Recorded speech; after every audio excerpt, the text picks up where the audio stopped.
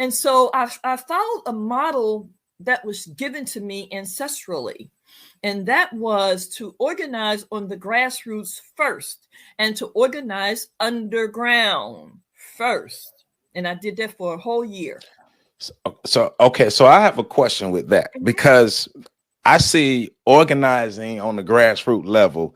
That's something that we talk about a lot, but it's not. And we'll, because I've been a part of a lot of efforts and organizations who are trying to or attempting to organize on the grassroots level. You know, you can get the flame started, but it dies out. How were you Sure. able to get that flame started and to keep growing and growing? Again, when you do things from a different perspective and even, I dare say, a higher perspective, then those are other elements and dynamics. So I followed a tradition. For example, when you look at the civil rights movement, when you look at the Black Panthers, even though they didn't last long, but certainly when they was moving and doing, they was moving and doing. Right. They got going. Yes. And I mean, seriously. Yes. Now, of course, there's some that disagree, because, you know, to have dogs sicked on you or to have fire hoses placed on you and then you just lay there and all that. I mean, of course, in later years, people said, no. But see, I kind of, when especially people in my generation, when I have people in my generation trying to poke holes at that, you know, I try to remind them, hey, remember, we're trying to even do just a fraction of what our ancestors did. That's right. We have such a problem organizing nowadays with egos and all other things in place that we're looking at them and we're trying to criticize what they're doing, and we can't even get started.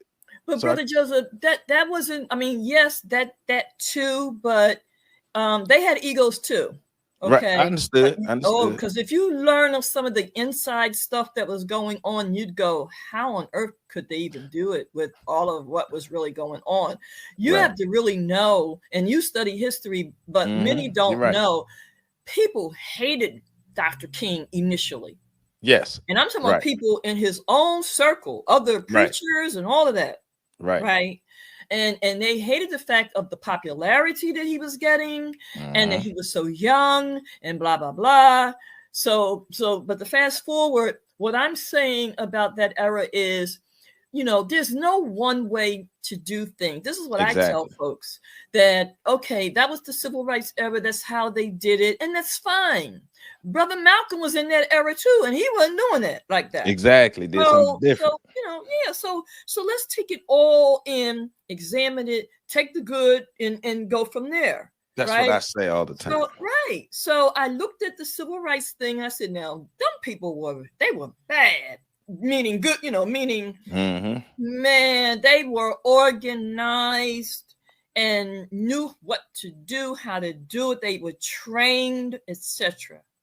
See, that's because they were serious.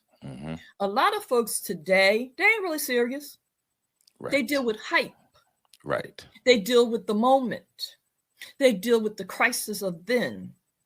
And this is one of the reasons why organizing will not stay very long, because they're not in it for the long haul. They're not prepared to really take the knocks that is extensive. They'll take it for a period, but after that, they're going in the wind.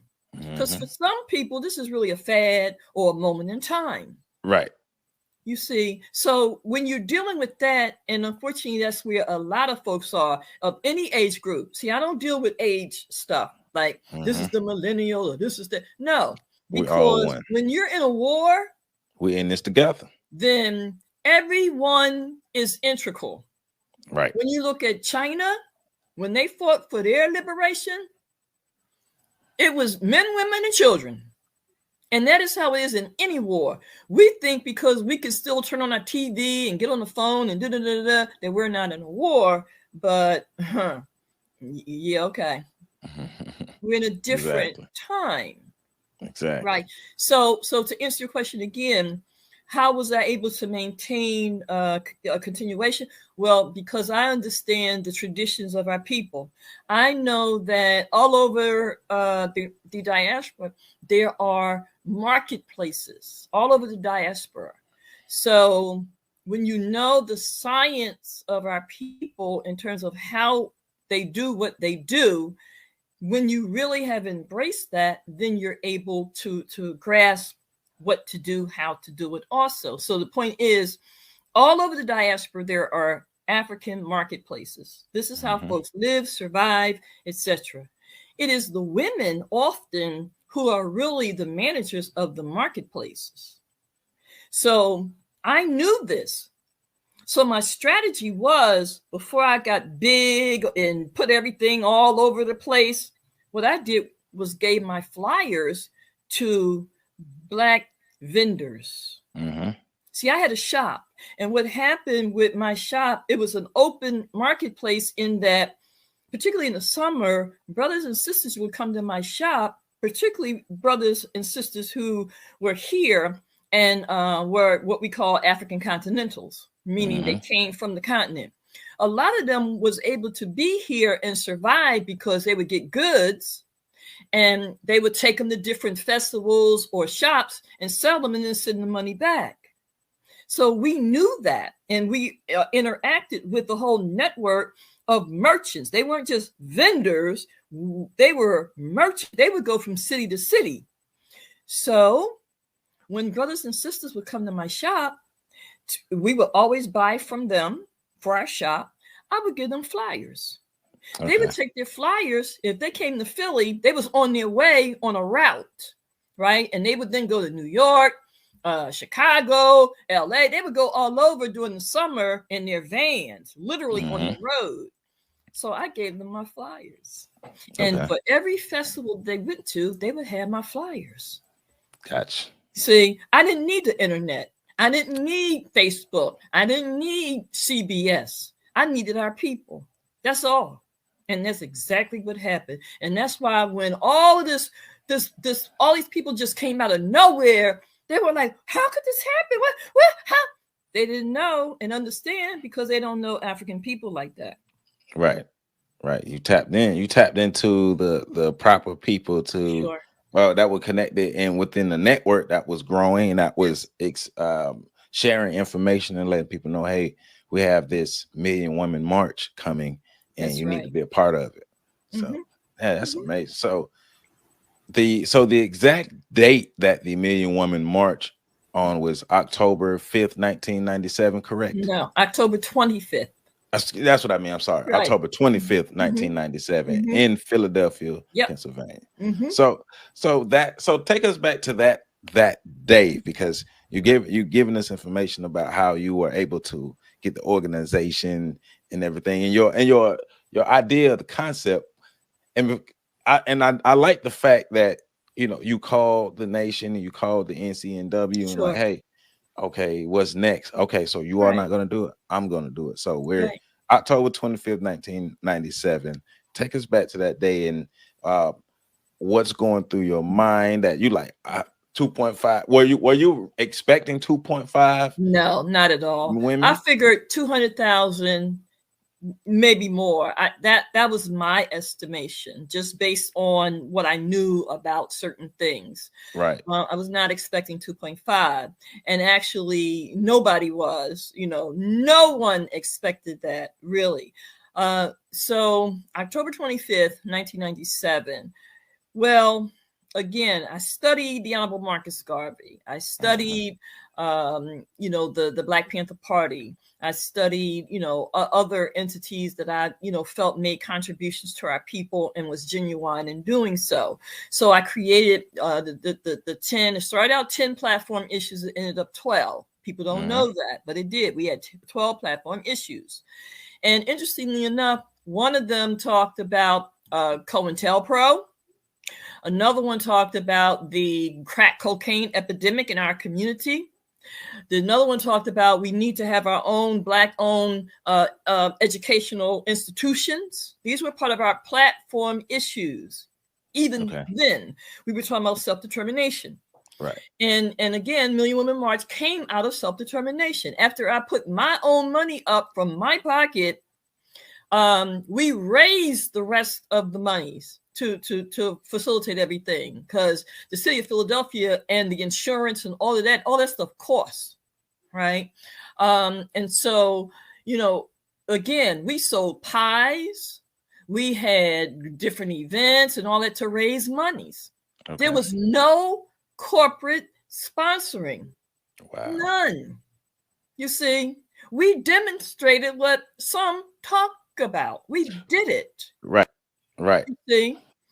And so we gave people the model. Now, I have to tell you, over the years, I've been very disappointed, because I would have thought that our people who are in the what they call the finance and economy, economics, I would have thought that they would have like called or something and said, "Sister, can we talk?" Right? No. Because the Million Woman March generated over a 3-day period $25 million. Dang. In the cities, so in Philadelphia and surrounding cities, in terms of purchasing, staying in hotels, eating, it generated right. And now that wasn't my plan. I was, I never did anything like this. So I wasn't expecting, But that's the best part about it, though. I know, but it went to other people. That's the problem. Gotcha. Right. But I didn't know. Right. Gotcha. And no one there, it was no one to even help try to even guide me into what I was getting into. So I could have really did some things just a little differently if I'd known, but I didn't. This was on the job training. Right. But now I know. Okay. But anyway, so again, we showed this, but again, I was disappointed in various people whose profession and field of expertise was finance. To this day, after 2 decades, none of them, and I'm going to name names later, because I've reached out to people that many are recognized on a lot of the social media networks. You will know these names. I literally have reached out to them to see if we could partner, and they would ignore me. I just want people to understand we're in a very interesting situation. Mm-hmm. So now what I've realized is how to do what I need to do, which you'll hear about later, to raise at least $2.5 million again, because I did not benefit from any of what happened 25 years ago. Gotcha. I did not benefit from one dime. Gotcha. So what venue did what venue did you have the Million Women March at? Because I'm not, now me asking you this, having never been to Philadelphia, but I'm just trying to picture in my head 2.5 million Black women in one area. Okay, well, I'll send you some of the footage, but again, I knew certain things. For example, Philadelphia had a few years ago the Pope, right? Mm-hmm. And needless to say, it was 1 million people on the Parkway with the Pope. So I knew that an area in Philadelphia, as in every major city, if you understand how cities are structured, particularly if they're major cities, Chicago, New York, etc., there's going to always be a long strip somewhere in your center city area, because they always have festivals of some sort, you see. So I knew that. I knew that there was an area in Philly that could accommodate at least 1 million people. Right. And that for Philly was known, or is known, as the Benjamin Franklin Parkway. Okay. So initially, I was going to do it in D.C. because the Million Man March was in D.C. and I knew that you could do that kind of event in D.C. from the March on Washington, Million Man March. So we knew that D.C. could work with the monument, etc. Mm-hmm. But again, spiritually, I was told, no, don't do it in Philadelphia. And I'm like, okay, why Philadelphia? I had no real reason other than I was more familiar with Philly, but it was much more to it than that, and I didn't realize it at the time. Right. Okay. For example, let me share his story. Go ahead. For you. Where's the first art museum in the so-called United States? The first art museum? That I do not know. Where's the first library in the United States? The first, the library. Mm-hmm. Okay, and I know you wouldn't know because you're not from Philly, but it's Philadelphia. But here's what you should know, and others, and why I begin to connect the dots. And so the art museum is in Philadelphia as well? Yeah, the first art museum that was in America is Philadelphia. The first library, free library, is Philadelphia. But this is what really kicked it off for me when I began to just follow what I was, feeling. And it's this. Where was the Declaration of Independence and the Bill of Rights signed? It was in Philly, right? Where is the Liberty Bell presently? Philly. Where was the first White House? Philly. That's right. So I began to realize something, that if you're going to deal with certain things on another level, you need to go from whence it comes, how it started. So the first White House was Philadelphia. Not only was it the first White House with George Washington had his slave house next to the White House in Philadelphia, which is across the street from where the crack bell is, the Liberty Bell, which is across the street where the Declaration of Independence was signed and where they met for the congressional and so forth and so on. So I began to realize, I'm like, this is getting interesting. How is this applicable to us? Well, again, I began to realize that I was now building a movement. This was not just an event. This was history connecting to history in such a way that you could demonstrate and show that this government never intended for us to be anything other than what we were from day one. Right. From day one. So all this other stuff with, things have changed and all that. Yeah, they changed, but you better understand that all of what you heard was never to be for or about us. Never. That was never the intention. So let's get real, because we were listed as what, 3/5? Yep. Okay. So